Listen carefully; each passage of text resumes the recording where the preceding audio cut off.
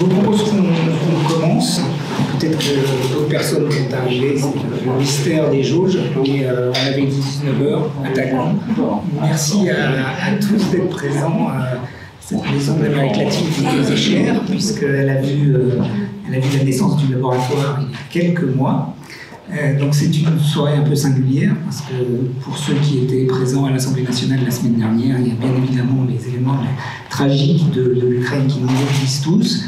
Nous sommes également le 8 mars, la journée internationale du droit des femmes, mais la vie des idées ne s'en impose que plus, et cette soirée est dédiée à la vie des idées. Nous installons un événement on a un nom, c'est Brice Couturier qui a trouvé le terme de conversation éclairée qui va devenir un rendez-vous récurrent, mensuel, un binôme dont on est très très fiers, Rachel Kahn et Brice Couturier, vont recevoir et converser avec un auteur, une auteure qui sortira un essai très récemment, et cette conversation éclairée permettra de dialoguer et d'animer la vie des idées du laboratoire. Je les laisse présenter l'invité qui est très éminent et dont on est fier également. Mais avant tout, je passe la parole au président du laboratoire, Michel Blanquer.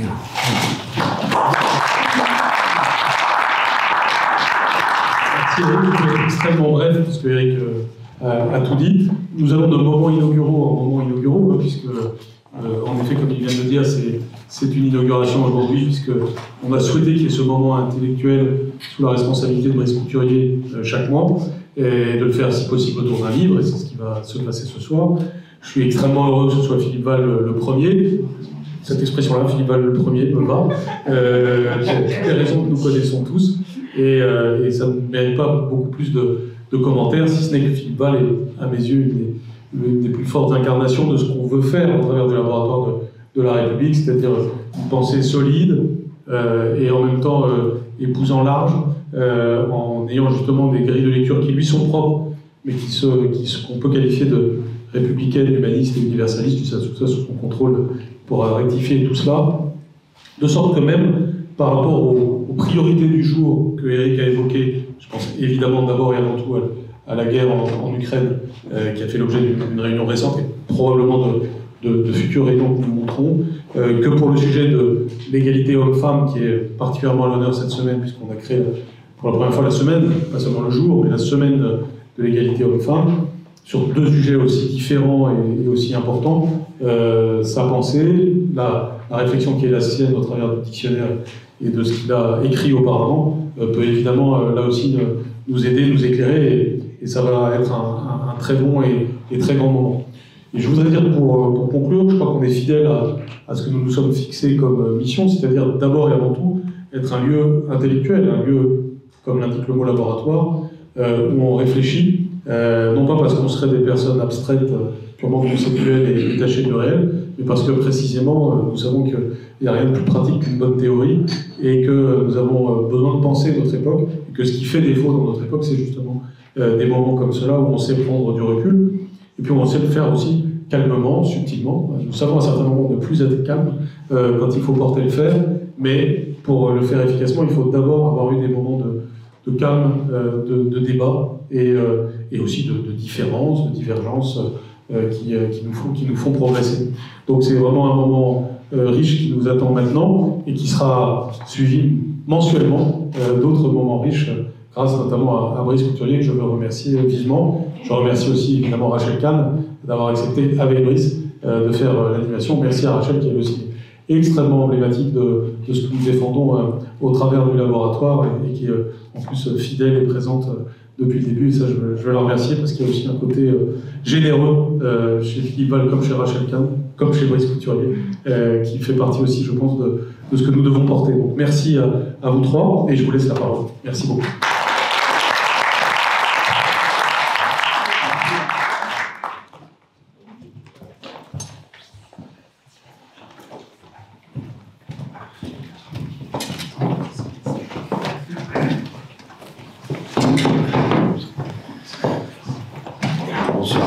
Bonsoir à tous. Je ne sais pas si c'est nécessaire de prendre le micro. Vous entendez au fond? Vous entendez suffisamment? Voilà. Moi, je vois qui porte un peu. Conversation éclairée, j'ai trouvé ça super. Simplement, avec les baisses d'énergie qu'on nous promet là, j'espère que la lumière va rester jusqu'au bout.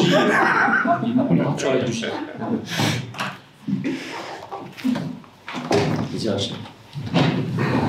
Bonsoir à toutes et tous. Peut-être, est-ce que vous m'entendez comme ça ou... Oui, oui, d'accord, ok, très bien. Merci d'avoir donné le là, Philippe Val. Bonsoir à tous et toutes. Je suis vraiment ravie d'être présente aujourd'hui pour ce premier rendez-vous avec Brice Couturier, et merci, Monsieur le Ministre, aussi pour votre soutien, parce que si je suis là aujourd'hui, c'est pas pour rien. On a eu une histoire un peu intense cette année 2021 et 2022 avec beaucoup de bousculades. Et vous étiez présents, donc c'est tout à fait normal que je sois là ce soir, et en particulier pour, aux côtés de Philippe Val et de son ouvrage « Dictionnaire philosophique d'un monde sans Dieu ». En fait, c'est émouvant pour moi, Philippe, parce que c'est vrai qu'on se connaît très bien. On est tous les vendredis ensemble dans différents médias. Donc, on partage des crises de fou rire, des crises de colère sur les sujets d'actualité. Je ne sais pas si je peux citer les médias, mais c'est vrai qu'on est le matin sur Europe 1, le vendredi, et le soir sur LCI, où c'est toujours des enjeux de dialogue, où parfois on vous provoque pour que vous soyez dans le buzz et dans une confrontation qui finalement est parfois stérile, parfois constructive. Et voilà, de cette complicité-là, je réponds aussi présente. Alors pour vous présenter, Philippe Val, je n'ai pas du tout regardé Wikipédia. C'est prudent. Est-ce que vous pouvez nous dire, est-ce que vous pouvez nous raconter ça, parce que ce mot Wikipédia est dans votre dictionnaire, et je pense que vous en avez une définition qui est délicieuse. Oui, enfin, je ne sais pas si je me souviens de la définition, mais je me méfie de... Enfin, j'aime pas Wikipédia. Réseau de dénonciation en ligne. C'est-à-dire que quand... c'est un vrai souci, ce Wikipédia. Vous savez, quand j'ai fait quelques années il y a longtemps, de reportage, j'ai dit 10-15 ans, 10-12 ans de reportage à travers le monde, et c'était évidemment très agréable de partir et de rencontrer des gens dans des pays lointains et de discuter avec eux de leur pays, de leurs problèmes, de leurs... Bon. Et on arrivait anonyme, personne ne nous connaissait évidemment, personne ne savait qui on était, on avait juste des rendez-vous avec des gens qui nous découvraient en même temps qu'on les découvrait. Aujourd'hui, je ne pourrais plus faire ce travail, parce que avant tous les rendez-vous, les gens regardent Wikipédia. Et l'innocence qui préside à un bon reportage, normalement, est complètement foutue, si vous voulez. Et surtout que mon Wikipédia est extrêmement peu flatteur, et les en gros, il est diffamatoire. Et on ne peut rien y faire. Il y a des gens, je sais qu'il y a des gens qui ont essayé de le corriger, ils s'y sont mis, et il a été trafiqué dès le lendemain. Donc, voilà. J'en ai besoin. Alors je pense qu'il y a des gens qui sont fortunés et qui peuvent se payer des nettoyeurs constants de Wikipédia, voilà. Mais comme c'est le cas de peu de gens finalement, parce que ça coûte très cher de faire ça, oui, on subit ce Wikipédia qui est très objectif quand il s'agit de Louis XI, de Charles le Téméraire, ou de ça, mais quand il s'agit de gens qui vivent encore, c'est un vrai problème. Parce que le travail historique sur les personnalités ou sur les grands événements de l'histoire, il y a suffisamment d'historiens sérieux pour pouvoir corriger ça, mais quand il s'agit de personnalités vivantes, c'est un vrai problème. Oui, et d'autant que certains journalistes s'y réfèrent. Ah, mais il n'y a pas d'articles pratiquement de journaux aujourd'hui qui soient des portraits qui ne passent pas par la moulinette de Wikipédia au départ. Et c'est un vrai souci. Et je pense qu'on devrait faire en sorte que les personnes qui ne sont pas mortes depuis 50 ans, si vous voulez, devraient être absentes sur Wikipédia. On devrait attendre une cinquantaine d'années, je crois, avant de mettre les gens dans Wikipédia.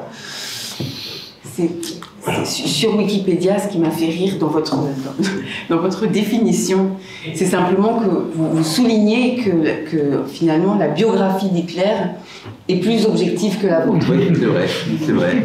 C'est plus équitable. Bon,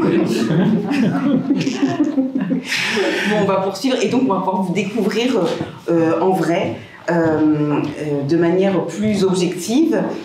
Ce qui m'avait intéressé aussi, vous avez une définition que j'ai tout de suite regardée, c'est la définition du mot « moi ». Et en fait, vous le traitez d'une manière, ce moi, un peu pathologique aujourd'hui. Donc en fait, j'ai regardé moi pour pouvoir vous découvrir vous, mais finalement, vous abordez votre question de vous-même comme finalement la nécessité de vous oublier pour être heureux. C'est ça. J'aimais beaucoup un philosophe aujourd'hui, hélas, disparu, qui s'appelait Clément Rosset, et qui disait « Moi, je me connais, mieux je me porte ». Et je pense que la question du moi est une question étrange, parce que il n'y a pas que Dieu qui n'existe pas dans mon livre, la nature n'existe pas, et le moi non plus n'existe pas. Je pense que le moi, comment vous dire, comme somme de qualités, de défauts, de comportements répétitifs, etc., ça change tout le temps. Donc le moi, par définition, le moi est quelque chose qui n'arrête pas. Je ne suis pas le même avec mon avocat ou avec mon marchand de poissons ou mon coiffeur. À chaque fois, il y a un moi différent. Et c'est pas grave, vous voyez, ou avec une personne, on entretient une relation amoureuse ou un ami, à chaque fois, c'est un moi changeant. Je pense que Montaigne, qui lui-même avait lu les philosophes antiques, notamment Héraclite, on ne se baigne jamais deux fois dans le même fleuve, comme vous le savez. Montaigne disait que même l'immobilité est un branle plus languissant. Et tout bouge tout le temps. Et ce moi est sans cesse mouvant. Et on ne peut pas en parler autrement que comme une chose qui change tout le temps. Et ça rend modeste, parce que pour le meilleur et pour le pire. Là aujourd'hui, par exemple, on est dans une période de guerre, et on ne sait pas comment on peut réagir face au danger. On peut être paralysé par la peur, mais on peut aussi se révéler courageux. On ne sait pas. Ça, on aura la surprise. Mais je pense que cette surprise est précieuse. Et plus le moi est défini, plus on pense qu'on a un moi profond, vous voyez, un moi stable, plus on est prisonnier de ce moi, et plus on est privé de la surprise de ce qu'on peut être dans certaines circonstances. Il faut se garder le bénéfice de la surprise. C'est ça qu'on ressent dans votre ouvrage. C'est en fait ce qui est joli, vous allez le découvrir si vous ne l'avez pas tout à l'heure, c'est en fait à travers les mots et les définitions de mots que vous avez choisis, on arrive à percevoir un petit peu de vous en mouvement. Même si vous êtes quand même assez insaisissable et complexe, mais c'est le propre peut-être d'un humaniste et d'un universaliste comme vous que de l'être. C'est le propre de tout le monde, pour le meilleur et pour le pire. Par exemple, aujourd'hui, il y a l'humanité, vous voyez, qui attend quelque chose de la vie. Elle attend quoi? Elle attend d'être, de ne pas avoir trop de souffrance, d'être heureux, d'avoir une bonne vie. Et puis il y a un homme qui ne connaît pas son système nerveux, et nous on ne le connaît pas non plus, je ne connais pas le mien, qui s'appelle Poutine. Et donc on est dans la main, on pourrait dire, on est tributaire d'un système nerveux qui est mystérieux à lui-même. Alors c'est difficile. Alors on peut prendre un autre exemple qui est plus littéraire et plus confortable et plus rassurant. C'est Swann, qui est amoureux d'Odette dans La Recherche du temps perdu, dans le premier volume de La Recherche. Et pendant 400 pages très denses, on a un portrait d'Odette par un homme amoureux fou d'Odette. Et qui dit tout d'Odette, sauf qu'à la fin il dit « j'en ai rien dit du tout parce que je la connaissais pas, maintenant je découvre que c'est quelqu'un qui n'est pas mon genre » au bout de 600 pages, et c'est le thème du livre si vous voulez. Donc c'est ce qui fait la beauté d'ailleurs de ce premier volume, c'est cette je pense qu'un philosophe, il a, ou un grand, ou un écrivain, enfin, il a au fond de lui un moteur décisif qui est cette chose qui s'est dite dès que l'homme a commencé à philosopher dans un coin de Grèce il y a 25 ou 27 siècles, et qui dit « je ne sais que je ne sais pas ». Si on n'a pas ça en soi, si vous voulez, quelques siècles plus tard, enfin, bon, mettons, aux alentours du 1600 et quelques, 1630, 1640, il y a Spinoza qui dit on n'est pas libre. Il dit la même chose. Surtout, vous qui croyez que vous êtes libre, vous êtes encore moins libre que les autres. Ça veut dire la même chose. Ça veut dire, au fond, on commence juste à être libre quand on sait qu'on n'est pas libre. Et là, on agrippe par-ci, par-là des choses qui font qu'on est libre. Enfin, Freud l'a dit après avec l'inconscient, on est déterminé par des choses bizarres parfois, qui nous font faire des lapsus, des choses qui échappent à notre volonté et à notre raison, et qui nous constituent. Il faut accepter qu'on est constitué aussi par ça. Ça rend modeste quant à notre identité, parce que je pense qu'on est très, comment dire, prisonnier, bêtement, d'une identité qu'on revendique. L'identité, ça existe, mais, enfin bon, mais c'est pas grave. On en fait tout un plat aujourd'hui, et les gens se font la guerre pour des questions d'identité, se détestent, se haïssent, organisent des conflits, alors que ça n'a pas d'importance, l'identité. Enfin, ça veut dire que ça n'a pas d'importance. On a une langue, on a une culture, on a tout ça, mais l'identité, c'est pareil, c'est fluctuant. Ça doit être quelque chose d'assez modeste, en quelque sorte, et qui n'échappe pas à l'humour. C'est un peu risible, l'identité. On doit pouvoir rire de l'identité, même si c'est important. Si on ne rit pas des choses importantes, je pense qu'on est un peu fichu, quoi, si vous voulez. C'est ça chez vous que je voulais détailler dans le troisième point. Évidemment, sur cette question en fait, de l'identité carcérale que vous réfutez, en fait, à la fois dans votre timbre de voix, la manière de vous exprimer, vous avez cette signature en mouvement. Et d'ailleurs, vous avez expérimenté plusieurs champs d'expression, notamment celui de la musique. Est-ce que vous pouvez nous en parler un petit peu ? Oui, j'ai travaillé, j'étais ce qu'on appelle en gros un artiste musical. Moi j'aime bien ces choses-là, des définitions, parce que j'avais une énorme passion pour ce qu'on appelait le musical quand j'étais petit, et j'habitais à côté de Bobino, et j'allais voir les vedettes que j'adorais tellement souvent que les placeurs me faisaient rentrer gratuitement. J'étais un gosse, un adolescent, et donc je voyais ces artistes que j'aimais. Et j'ai connu des émotions tellement fortes, qui m'ont tellement marqué, qui ont déterminé sans doute quelque chose dans ma vie.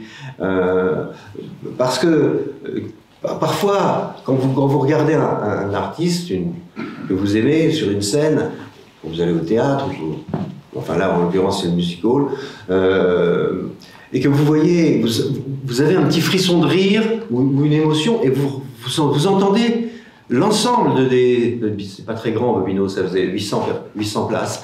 Vous entendez 800 personnes qui ont le même petit truc d'émotion ou de rire, et c'est des gens très différents les uns des autres. Quand vous alliez voir Brassens ou Félix Leclerc ou Léo Ferré, que vous écoutiez ces gens, vous aviez des gens, des ouvriers, vous aviez des intellectuels, vous aviez de tout là-dedans. Vous aviez des vendeurs à la Sauvette, il y avait n'importe quoi. Dans le public était très populaire. Et on frémissait tous, à la même seconde, à la même chose. Et on se reconnaissait en quelque sorte. Ça, c'est l'identité, je trouve. Parce que vous voyez, autant l'identité est un mot fou. C'est un mot fou puisqu'il contient une chose et son contraire. Je suis identique et je suis différent. Mon identité me fait différent de tout le monde, et ça veut dire aussi identique. Donc c'est un mot qui rend dingue. Mais quand on est dans une salle de spectacle, au concert ou au théâtre ou au musical, quand on voit Charles Trenet sur une scène et que toute la salle explose de rire sur une petite chose drôle que disait Charles Trenet, on se reconnaissait tous profondément, mais vraiment profondément, comme être humain, et et dans une espèce de compréhension mutuelle, vous voyez, bizarre, furtive, mais très réconfortante. Ce qui faisait que quand on sortait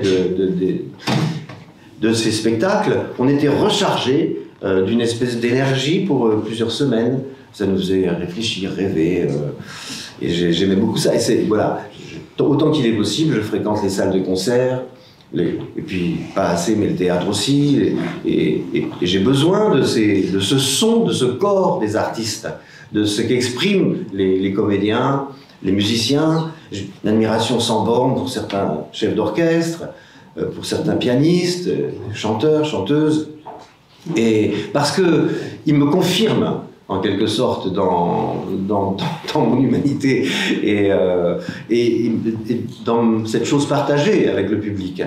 Et c'est très important. Je pense que c'est quelque chose de très fort. C'est cette énergie, c'est cette humanité, c'est cet humour, cet émerveillement, avec tout votre récit que vous continuez d'écrire, votre récit personnel. Vous avez été directeur de Charlie, vous avez été directeur de plusieurs médias, vous avez été dans le music-hall.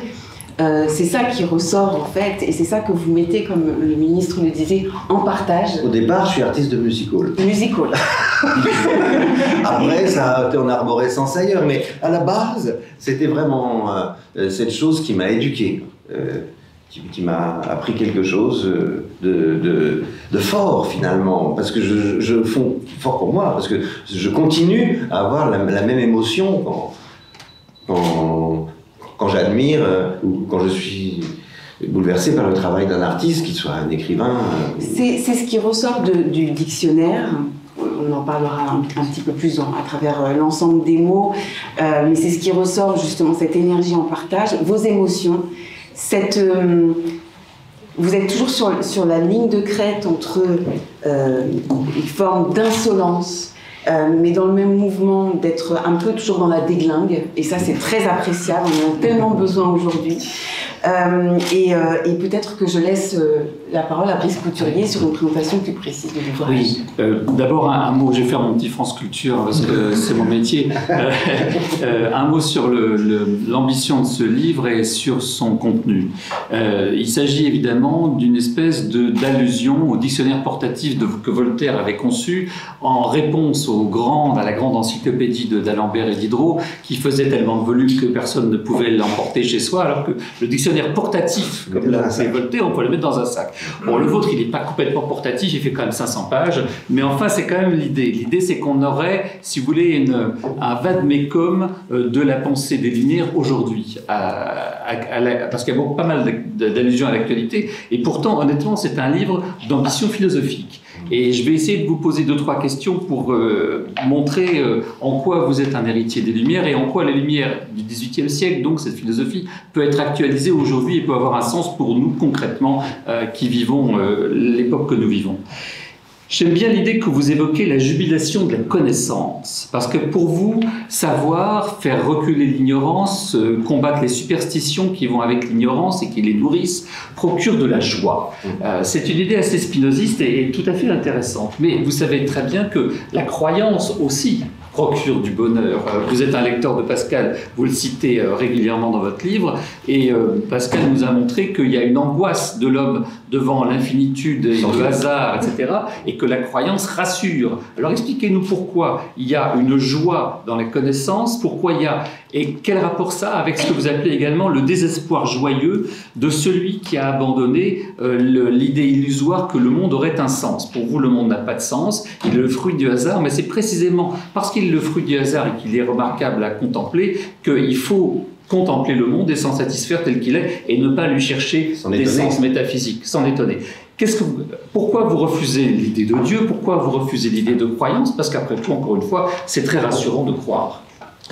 D'abord, une petite mise au point. Je ne pense pas, mais profondément, je ne pense pas que les croyants soient des imbéciles et les athées des génies.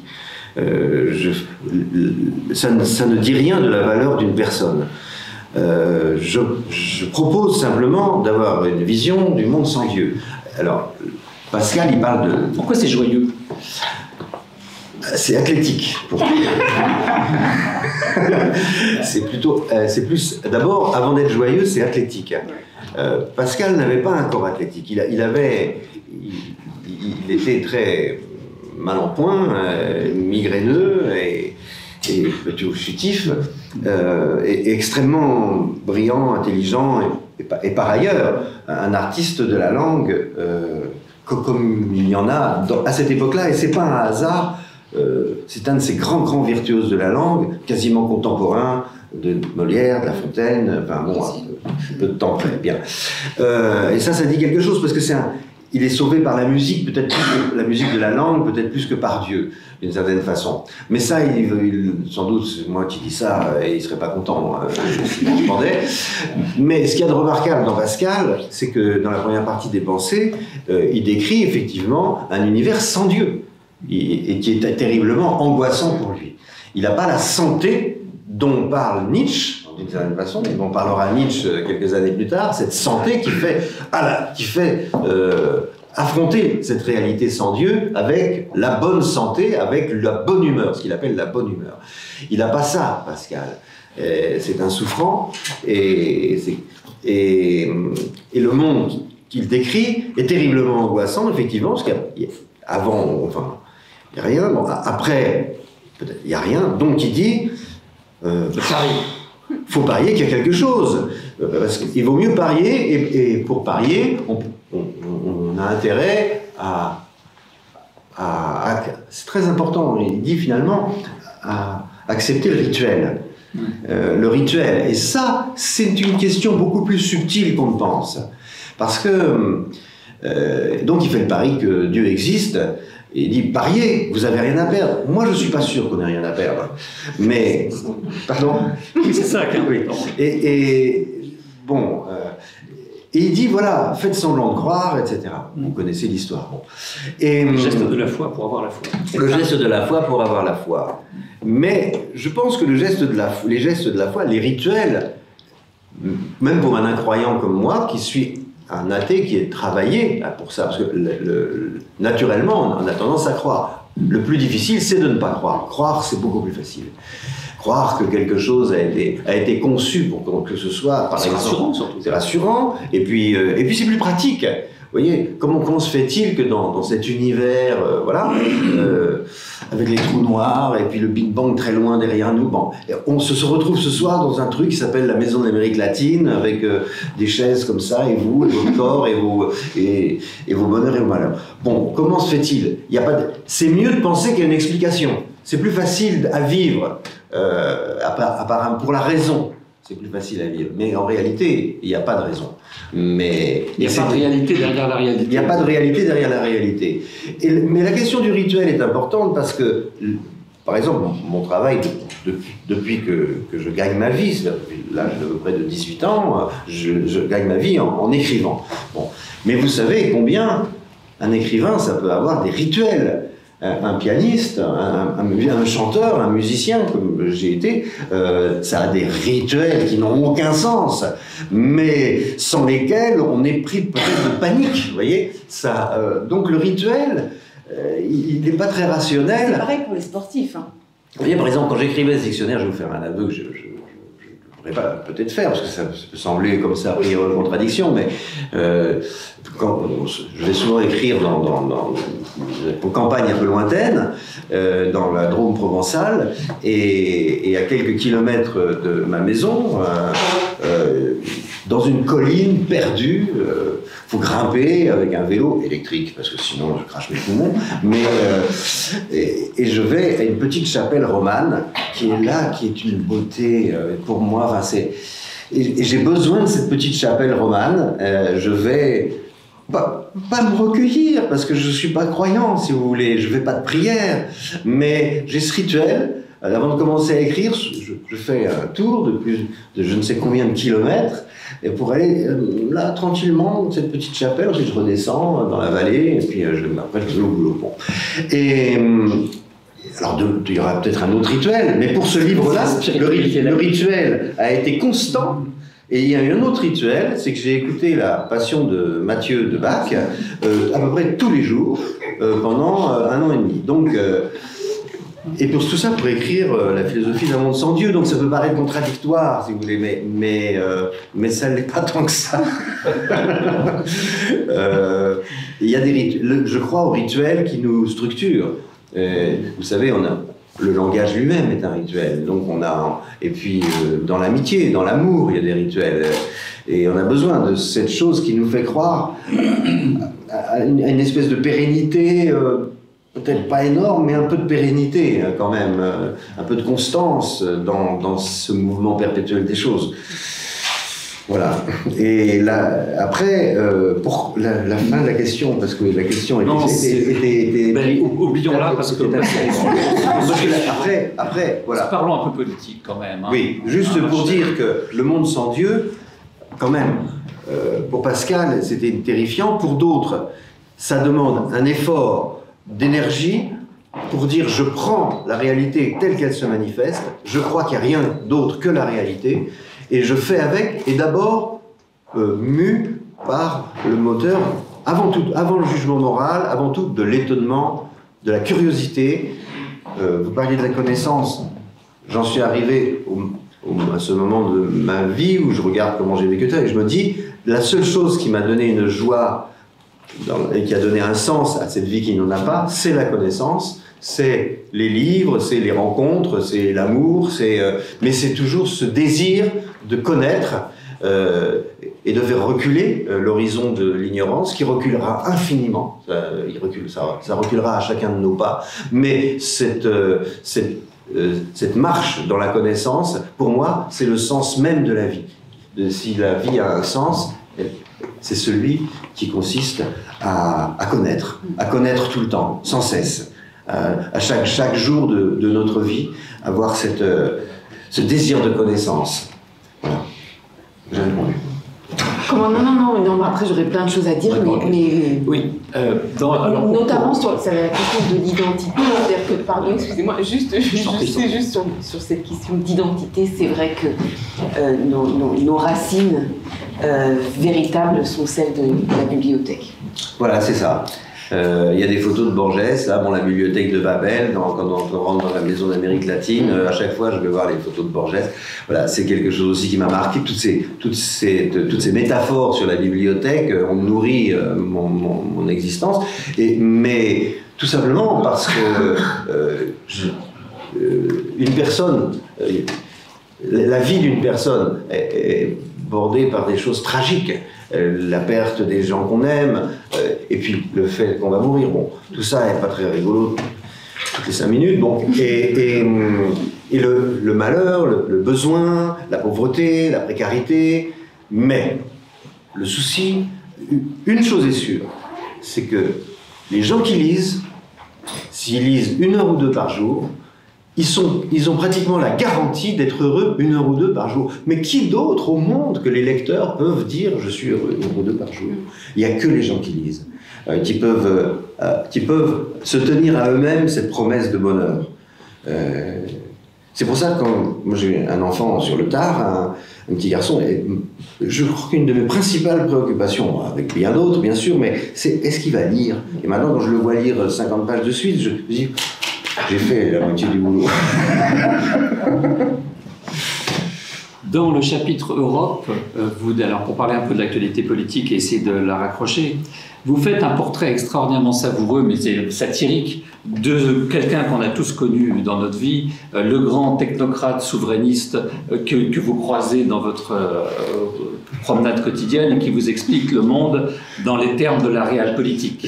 C'est-à-dire que le monde est un ensemble de monstres froids, qu'il ne faut pas faire la politique des bons sentiments, et que donc il faut respecter quelque part la force, le rapport de force, la brutalité et la violence, et que quelque part la Chine et la Russie sont bien sûr de ce point de vue-là des modèles, et que les droits de l'hommiste sont des imbéciles naïfs et des agneaux qui vont se faire plumer. Il semble que nos réels politiciens ces 20 dernières années en particulier, depuis que Poutine est au pouvoir, 22 ans maintenant, nous ont enseigné la prudence face à Poutine, l'abstention de toute forme de résistance face à une montée en puissance dont n'importe qui voyait bien qu'elle allait un jour arriver à une épreuve de force. Donc, qu'est-ce que vous pensez de ces fameux réels politiciens qui nous ont expliqué que le monde était fait de rapports de force et que ceux qui s'inquiétaient simplement du fait que Kaliningrad soit atomisé, que la Géorgie soit amputée de 2 de ses provinces, que l'Ukraine soit attaquée, que des hackers russes en permanence déstabilisent nos systèmes numériques un peu partout à travers le monde, que c'était pas grave, qu'il fallait en tenir compte et que c'était comme ça. Aujourd'hui, ils sont en mauvaise mine.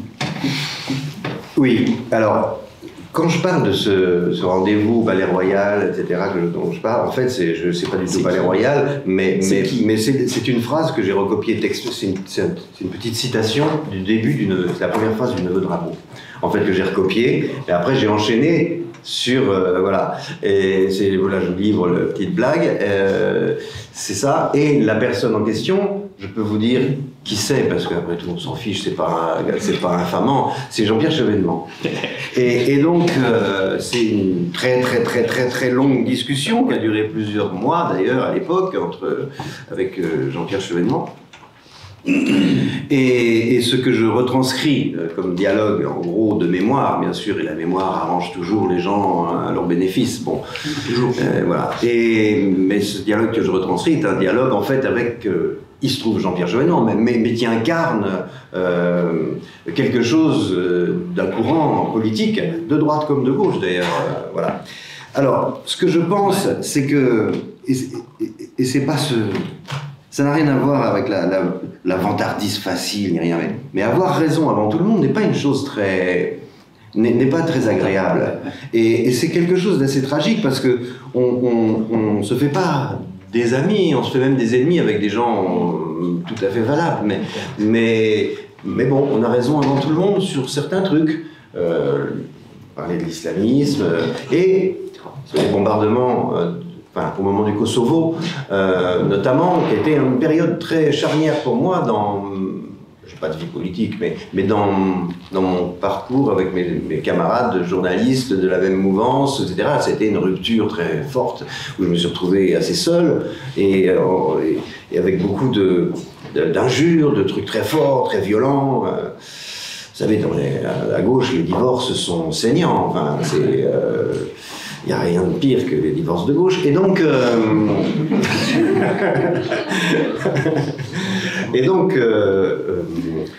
ce que je pense pour répondre à votre question, c'est que quelle est la vision politique de ces gens pour l'avenir des gens qui prétendent ou gouverner ou qui prétendent éclairer le jugement, quand ils disent, depuis des années, c'est-à-dire depuis en gros le milieu des années 80, il faut sortir de l'OTAN, il faut sortir de l'Europe. La construction européenne, c'est l'ennemi. Bon, ok. Ils disent ça depuis des années.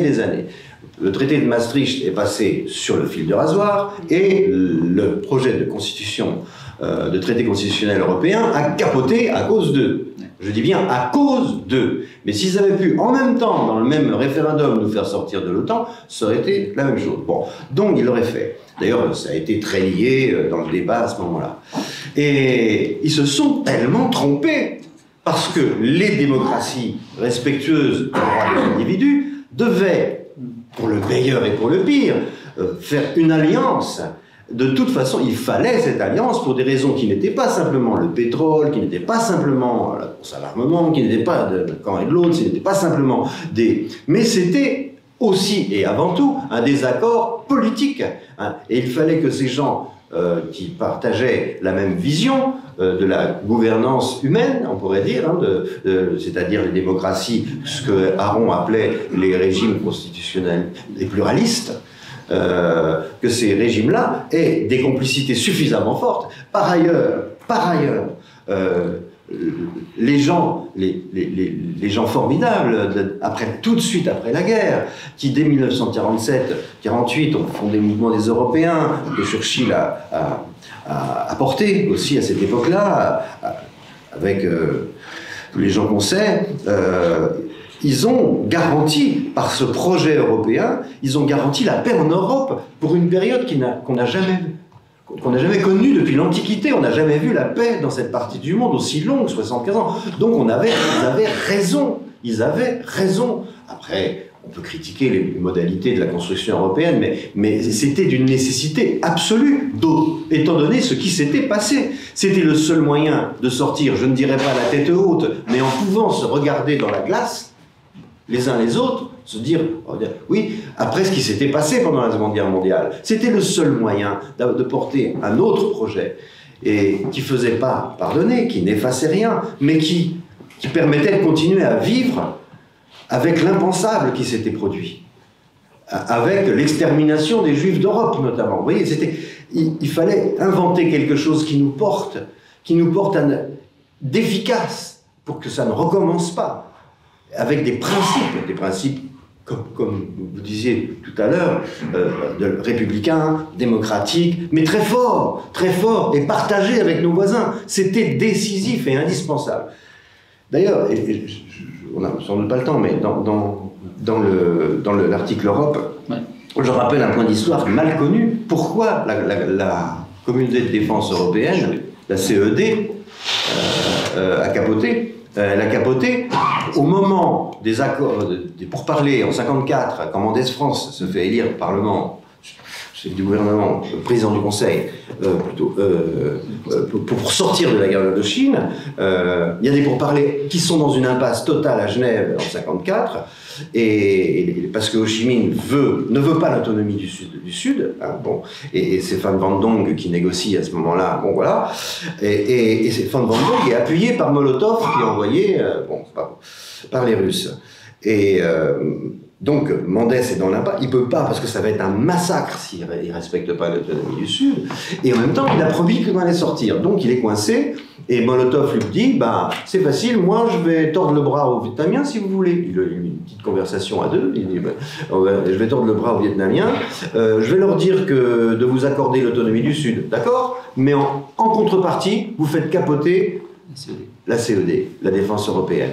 Et Mendès a accepté, et à l'automne suivant, au Parlement, on a, avec la voix des idiots utiles du Parti communiste français, et puis les républicains indépendants qu'on appelait à l'époque, Algérie française, tout ça, ils ont fait capoter la CED. Et une fois de plus, c'est les Russes qui ont empêché, c'était déjà leur cauchemar, cette Europe démocratique, prospère, forte, ils n'en voulaient pas, où le corps de l'autre est respecté, que chaque individu ait sa liberté. Voilà. Donc quoi, l'histoire est une vieille histoire. Enfin, l'histoire de l'Ukraine remonte à... Vas-y.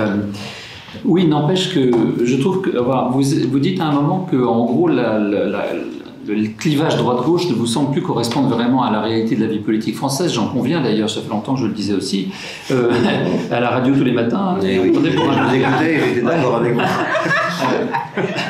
Et vous dites en gros que ce qui a remplacé le clivage droite-gauche et qui structure la vie politique française aujourd'hui, c'est le rapport à l'Europe en réalité. Il y a des souverainistes et il y a des européistes. Il y a des souverainistes et il y a des gens qui pensent que les petites nations européennes, une par une, face au réveil des grands empires, des tigres ou des tigres chinois ou des ours russes, donc le Luxembourg ou la Belgique, pèse pas lourd. Moyennant quoi, vous faites, et là je vous suivrai moins, vous faites un éloge discret de ce qu'on reproche en ce moment à l'Union européenne, le culte de la norme, la passion du droit, le respect des formes en un mot.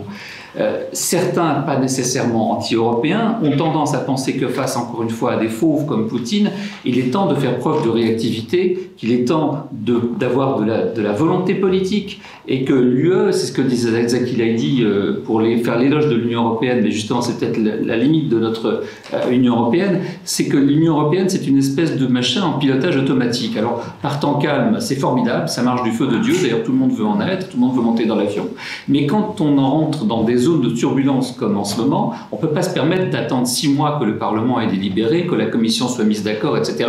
Et il faut prendre des décisions rapides et urgentes.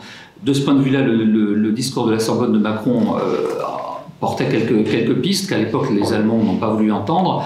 Peut-être que vous ne croyez pas qu'il est temps de passer à un autre rythme dans la prise de décision de l'Union européenne, parce qu'on est face à quelqu'un qui va nous agresser très bientôt, comme il agresse déjà et qui massacre une population à 2 pas d'ici. Vous avez c'est tellement compliqué. Et puis en plus, la chute du mur de Berlin nous a fait accueillir des gens qui n'étaient pas tout à fait prêts, mais il fallait absolument les accueillir. On le voit aujourd'hui, il fallait le faire. On a eu raison, mais ça a été trop rapide. Ça a été en l'occurrence, ça a été très rapide et il y a des choses qui n'ont pas été assez bien faites, notamment, pas simplement sur le point de vue économique, d'un point de vue de la philosophie politique. Le devoir de mémoire en Pologne, en Hongrie, c'est moyen. Donc, or, c'est décisif pour rentrer dans l'Europe. Ça fait partie du passeport. Et effectivement, il va falloir... ça va être dans toute tragédie, il y a quelque chose qui peut sortir de positif. On en a tous conscience aujourd'hui. L'Europe se ressoude. L'OTAN, qui n'était plus rien, pratiquement, comme disait le président Macron, en mort cérébrale, c'est plus du tout en mort cérébrale en ce moment. Il y a des gens dans les bureaux et ça travaille. Et puis l'Europe se ressoude. Et a décidé d'aller de l'avant. Il y a un sommet le 10 et 11 mars prochain à Versailles, et je pense que la question de la défense européenne va être en premier dans ce sommet. Et je voudrais faire une remarque qui est peut-être qui me semble une évidence, et ça n'est pas du tout partisan, c'est juste de l'observation. L'Europe, on voit bien que l'humanité a toujours besoin d'un récit là, en Pologne, ça s'est fait sous nos yeux. C'est-à-dire que le Zelensky incarne un récit. Et s'il n'avait pas été là, ça aurait été très compliqué. Il se trouve, c'est la conjonction d'un homme et des événements, et il porte un récit, et ce récit rassemble des gens qui vont se faire tuer, qui vont affronter un ennemi puissant, etc., et qui vont faire preuve de courage parce qu'ils sont dans ce récit. L'Europe a peut-être ces dernières années, quand j'étais gosse, non, l'Europe avait un récit, mais elle a perdu son récit au fil des années 80. Et le récit est toujours incarné, obligatoirement.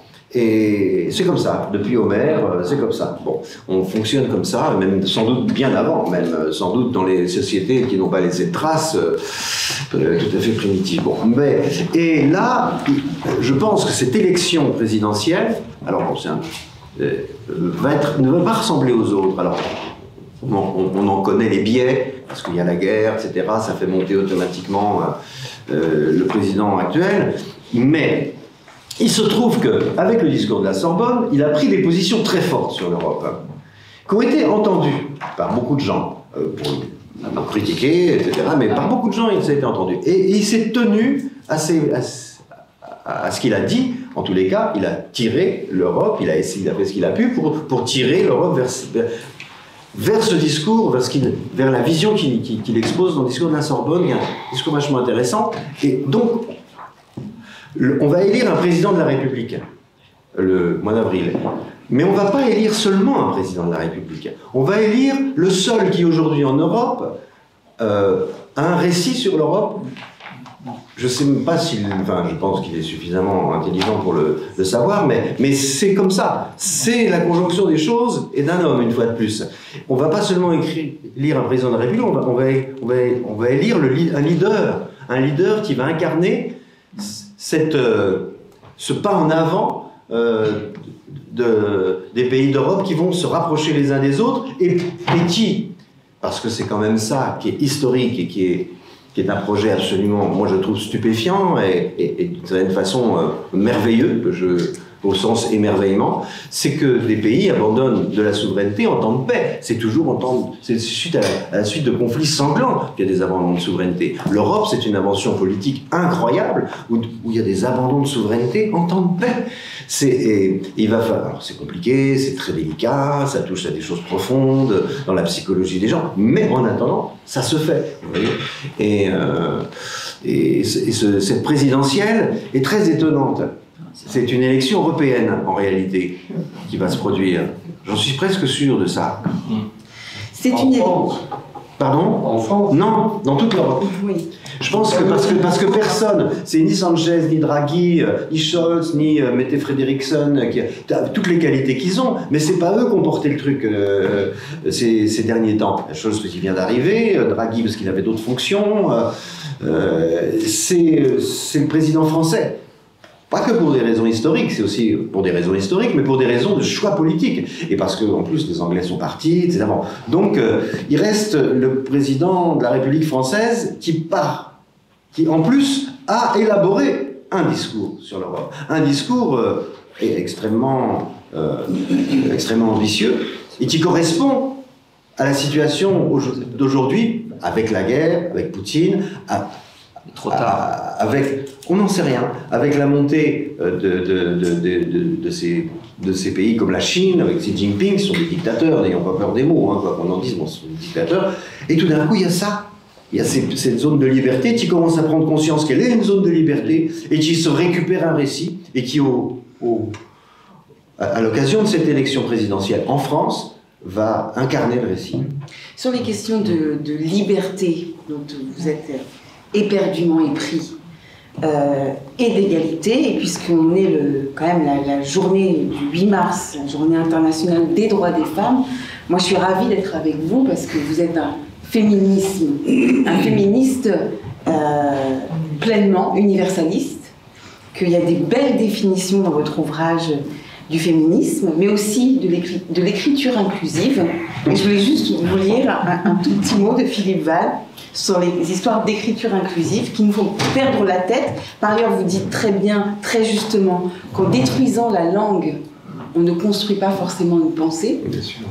Et que par ailleurs, le ballet est masculin, la serpillière est féminin, et ça n'a aucune importance. Ce qui est important, c'est le sexe de la personne qui nettoie la cuisine. Voilà, je voulais remettre, parce que par ailleurs, sur les questions d'égalité femmes-hommes, il faut se rappeler aussi que dans la construction de l'Europe politique, on a de très belles jurisprudences, à la fois de la Cour européenne, mais aussi de la Cour européenne des droits de l'homme, mais aussi de la CJCE, qui sont au départ universalistes et qui prennent en compte des cas par rapport à l'égalité femmes-hommes et qui disent que la discrimination, elle doit être combattue, quel que soit le motif de discrimination. Et ça, on le retrouve pleinement dans votre engagement, Philippe Val. Les libertés ne sont jamais... Enfin, on parlait du mouvement incessant des choses. Les libertés ne sont jamais acquises, elles ne sont jamais gagnées. Même s'il y a des moments décisifs dans l'histoire des femmes, l'histoire du féminisme commence très tôt, hein, dans l'Antiquité. Dans Aristophane, on voit déjà qu'il y a la trace d'un mouvement féministe dont il se moque d'ailleurs. Et à chaque fois qu'il y a une fenêtre un peu démocratique, il y a cette question des femmes qui ressort. Pourquoi? Parce que les femmes sont assignées à un rôle que la nature commande. Alors, justement, dans la nature, la philosophie d'un monde sans Dieu, j'aurais pu écrire aussi la philosophie d'un monde sans nature. Donc, la nature n'a rien à nous dire, et surtout pas à nous dire à quelle place les femmes doivent être. Et pour ça, j'ai une petite anecdote rapidos. Quand, il y a quelques années, je travaillais à la direction de France Inter, Elisabeth Badinter a publié un livre, La femme, la mère, le conflit. Et je trouvais que ce livre était formidable. Pendant qu'elle l'écrivait, on en avait beaucoup parlé. Et puis, je lui ai dit, Elisabeth, on va faire une journée entière sur cette question. Et vous allez commencer dans la matinale, et puis on va finir le soir. J'allais faire plusieurs émissions dans la même journée. De temps en temps, j'avais un invité, pas toujours Elisabeth Badinter, j'ai fait aussi Eddie Mitchell. Bon. Mais... et donc, elle a été formidable. Comme d'habitude, enfin ici on est tous groupies d'Elisabeth Badinter, évidemment. Donc, et le premier mail d'insulte que j'ai reçu dans la journée, j'en ai reçu, enfin, qui ne m'était pas forcément adressé, mais aussi adressé à Elisabeth, c'était un mail de Cécile Duflot, qui était folle de rage, en disant oui, c'est une bourgeoise, machin, parce que l'histoire des couches lavables et de l'allaitement, elle n'a pas supporté. Pourquoi? Parce que la nature dit qu'on doit laver les couches et que les femmes doivent allaiter. Alors que dans le livre d'Elisabeth Badinter, les choses étaient très simples. Elle disait, vous faites ce que vous voulez. Si vous avez envie d'allaiter, vous allaitez. Si vous n'avez pas envie d'allaiter, vous n'allaitez pas. Il n'y a pas de culpabilité, vous êtes libre, soyez tranquille avec ça, si vous n'avez pas envie. Elle disait juste cette chose-là, vous n'avez pas d'assignation, ni même à laver 5 couches culottes par jour. Vous pouvez acheter des couches culottes jetables si vous voulez. Ah, c'est pas écologique. La nature, elle contredisait à la nature. Vous voyez, c'est très important. Il y a un monde culturaliste et scientifique, par exemple pour l'écologie, que nous sommes, enfin j'ai compris de ce que vous vouliez faire, monsieur le ministre, c'est-à-dire un club intellectuel, c'est-à-dire culturaliste, et il y a un courant de pensée naturaliste qu'il faut combattre comme une secte, comme l'église de Scientologie. Enfin, la nature n'a rien à nous dire. Et par contre, on peut se débrouiller sans la nature, avec la culture, pour organiser la liberté de chacun, sans avoir recours, comme on dit dans le jargon, à des paradigmes dont on n'a jamais vu nulle part qu'ils existaient. Voilà. Il n'y a pas d'ordre naturel des choses. Il n'y a pas d'ordre naturel des choses. Vous prenez en réalité le progrès et même l'artifice contre l'idée qu'il y a un ordre naturel des choses, et du coup vous en prenez pas mal aux écologistes, en tous les cas certains d'entre eux, parce que vous dénoncez en eux des adorateurs de la nature, et que cette adoration, selon vous, relève en réalité d'une forme de religiosité. C'est ça. C'est ça, ouais. Oui, c'est une bigoterie. Alors, on va peut-être passer à la séance de dédicace. C'est un ouvrage absolument recommandable, et c'est pour ça qu'on a invité l'auteur, évidemment, avec Rachel. C'est un ouvrage vraiment recommandable parce qu'il mêle à la fois un niveau de réflexion philosophique tout à fait élevé, extraordinairement vous êtes incroyablement cultivé. Vous jonglez avec Montaigne comme avec Shakespeare, que vous connaissez parfaitement. Et puis en même temps, c'est des allusions à l'actualité. Encore une fois, c'est une mise en scène, enfin, c'est un renouvellement de l'esprit des Lumières adapté à la conjoncture. Et de ce point de vue-là, moi, je trouve que c'est un bouquin formidable. Et pourtant, comme vous voyez, j'en avais lu d'autres du même auteur, et ils sont là. Et j'en ai encore d'autres à la maison qui sont trop lourds et qui sont moins portatifs.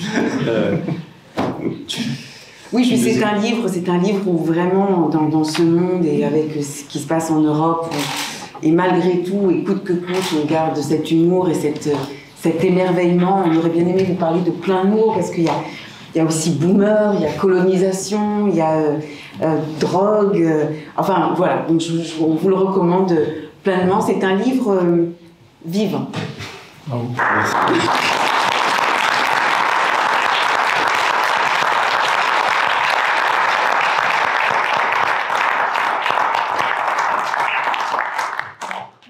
On va vous proposer de boire un verre. Philippe a la gentillesse de dédicacer les ouvrages si vous le souhaitez. Et la bonne nouvelle, peut-être qu'on ne l'a pas assez clairement souligné, c'est que Rachel nous fait l'amitié de venir animer ces conversations avec Brice de façon récurrente tous les mois. Donc c'est pareil.